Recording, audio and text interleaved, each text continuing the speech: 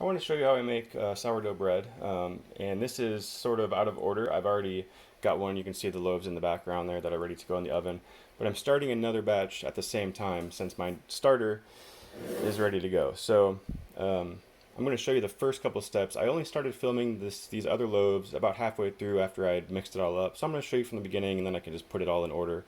So if you're watching this and this is the first video, um, these you'll actually see later, but I'm going to start with a different batch, but it'll all go together. So the recipe I use is from the Tartine book, and it's the country loaf. So I start out with just a big mixing bowl, glass mixing bowl on a kitchen scale, turn it on and tare so it starts out at 0. And I just have a plastic container I keep the water in it just to keep room temperature water around. And I put 750 grams of water. So I do everything by weight. It's a lot easier when you're measuring flour and starter to not have to like measure it in a measuring cup and make sure you've got that all correct. So weight is always accurate.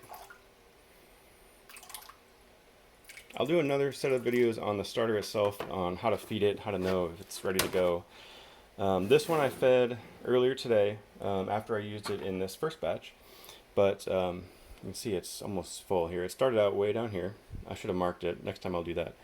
It's very bubbly, and one thing that they recommend is called the float test, so you can tell if your starter's ready to bake with if it floats in water. So I'm going to reset the scale so it goes back to 0 and add 200 grams of my starter.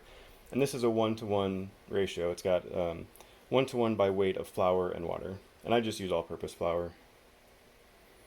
So that definitely floats. About 100. 173.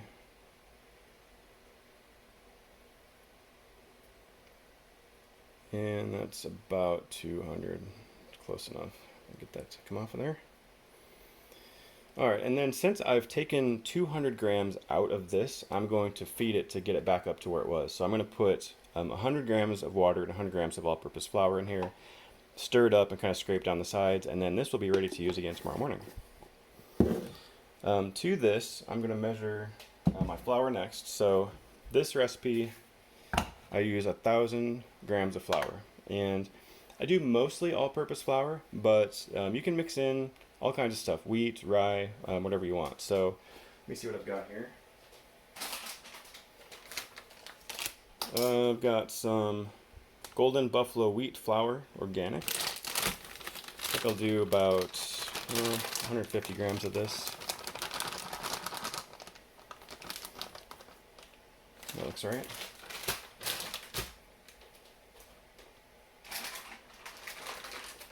And I've got some rye flour. So I think I'll do maybe 100 grams of this.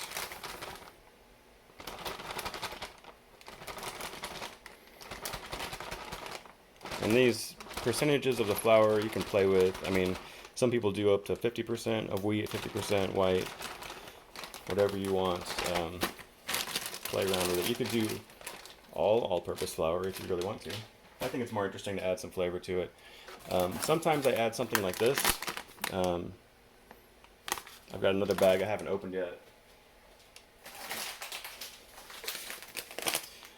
This is what that looks like.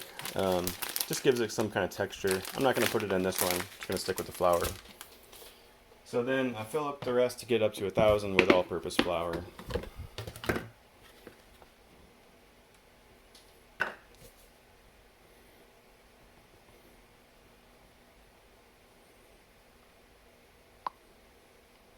This is actually a very high gluten, all-purpose flour.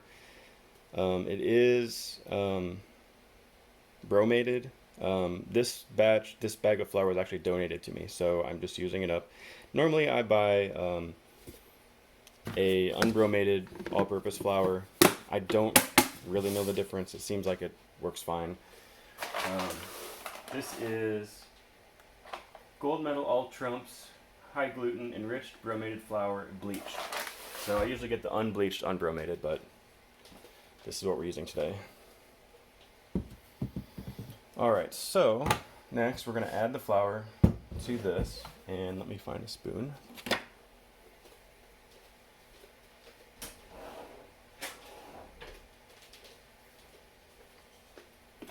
Actually, I'll use this one that I just used, it's fine. So I'm just going to stir this up a little bit, break up that sourdough starter,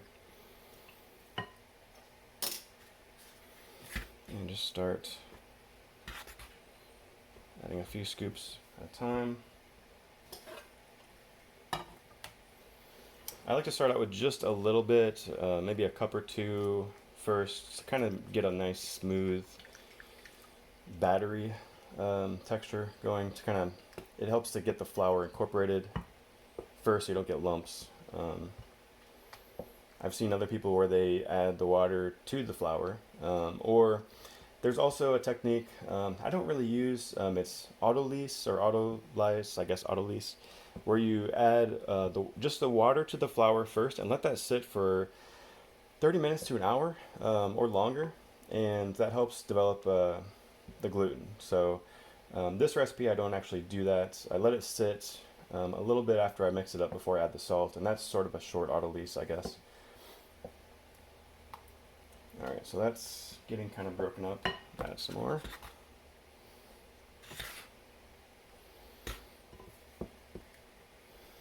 This is, you can do this with a stand mixer too. I used to use it in a KitchenAid with a bread hook, and that makes it easier. You can kind of walk away from it. And it's the same process. You just put the water and the starter in first. Start the mixture on low. Maybe 1 or 2 is all. You don't want to go any higher than that with a dough hook. Let it start mixing, and then just slowly add a scoop at a time of flour. But I just do it by hand now.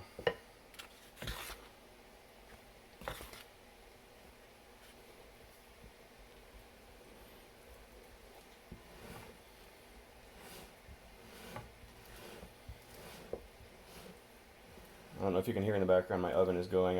I'm preheating it for these other loaves. I'm going to actually cook this one tomorrow that I'm mixing up right now. I'm going to let it proof overnight in my fridge. Otherwise it'll be like midnight by the time it's ready.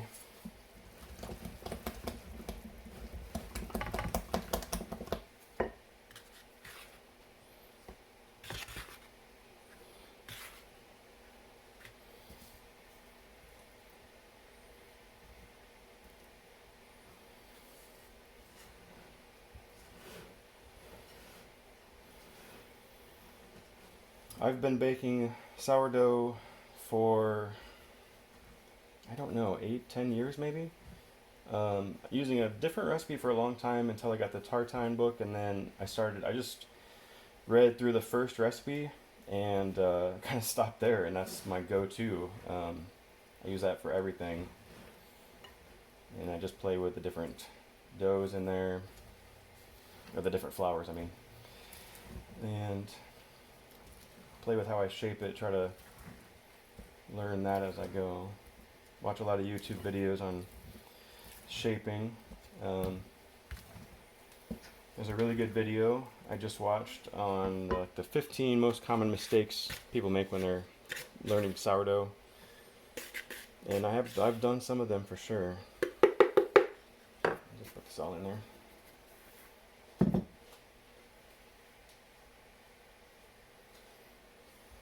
I apologize about if my video or audio is bad. I'm not really a YouTuber. I'm just using my phone bungee corded to a tripod. And I'm making a little bit of a mess because I'm trying to see if I'm doing it in frame, not paying attention to what I'm doing. But at this point, you really just want to try to get all the dry flour incorporated, so it gets kind of tough to work. This is where it might be a little bit easier to use a mixer. You can use your hands if you want at this point. A really good tip, and I will mention it in a later video because I've already recorded those. When you're working with wet dough, get your hands wet first. The water helps the dough not stick to your hands. It will eventually, and you have to kind of be quick with your movements, but it does help not make a complete mess, so you're not wearing like dough gloves. I know a lot of people have started baking at home due to this isolation, so maybe this will help someone make some good sourdough. After I get this going, I'm actually going to bake a batch of rolls and a batch of white bread too tonight. But yeast bread is a little bit easier. A lot of people know how to do that. It doesn't take nearly as long. This whole process from start to finish will take, let's see, takes 3 hours to proof, maybe another half an hour with all the shaping and waiting. We'll say 4 hours, and then you shape it, let it rise another 3 or 4 hours. This one only took 2.5. So it could take 6 to 8 hours, I suppose, depending on your starter, how active it is, the temperature of your kitchen, all kinds of stuff. What you can do, instead of having to be around for your dough for 6 or 8 hours, is there's a lot of steps in the process where you can put it in the fridge and just kind of pause it, slow it down a lot. You can do that during the bulk rise. You can do it after you shape it.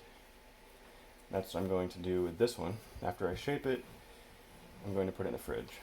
So that kind of slows it down, pauses it, and then tomorrow morning I'll take it out, I'll let it come up to room temperature, and it will continue to rise.